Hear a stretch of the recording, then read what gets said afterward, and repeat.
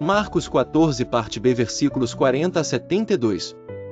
E, voltando, achou-os outra vez dormindo, porque os seus olhos estavam pesados, e não sabiam o que responder-lhe. E voltou terceira vez, e disse-lhes: Dormi agora, e descansai. Basta. É chegada a hora. Eis que o Filho do Homem vai ser entregue nas mãos dos pecadores. Levantai-vos, vamos, eis que está perto o que me trai. E logo, falando ele ainda, veio Judas, que era um dos 12, da parte dos principais sacerdotes, e dos escribas e dos anciãos, e com ele uma grande multidão com espadas e varapaus. Ora, o que o traía, tinha-lhes dado um sinal, dizendo: Aquele que eu beijar, esse é, prendei-o, e levai-o com segurança.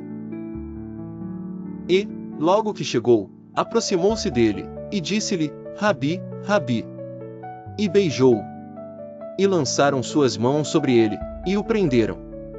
E um dos que ali estavam presentes, puxando da espada, feriu o servo do sumo sacerdote, e cortou-lhe uma orelha.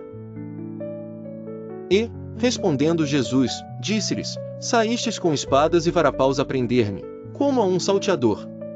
Todos os dias estava convosco ensinando no templo, e não me prendestes, mas isto é para que as Escrituras se cumpram. Então, deixando, todos fugiram.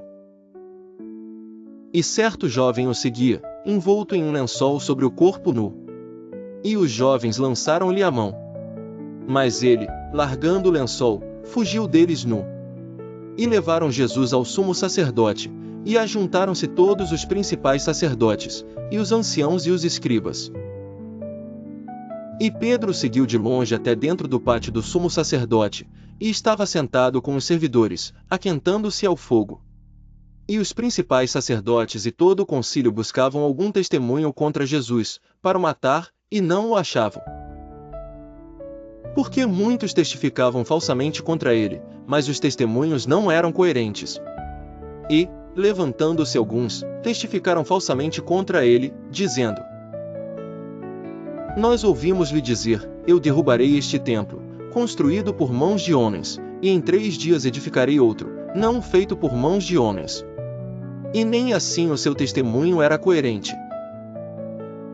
E, levantando-se o sumo sacerdote no sinédrio, perguntou a Jesus, dizendo: Nada respondes?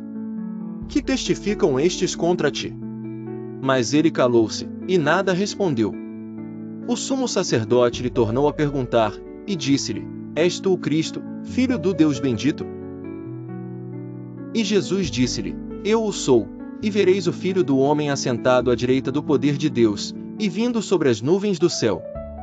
E o sumo sacerdote, rasgando as suas vestes, disse: Para que necessitamos de mais testemunhas?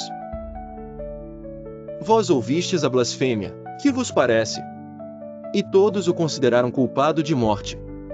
E alguns começaram a cuspir nele, e a cobrir-lhe o rosto, e a dar-lhe punhadas, e a dizer-lhe: Profetiza. E os servidores davam-lhe bofetadas.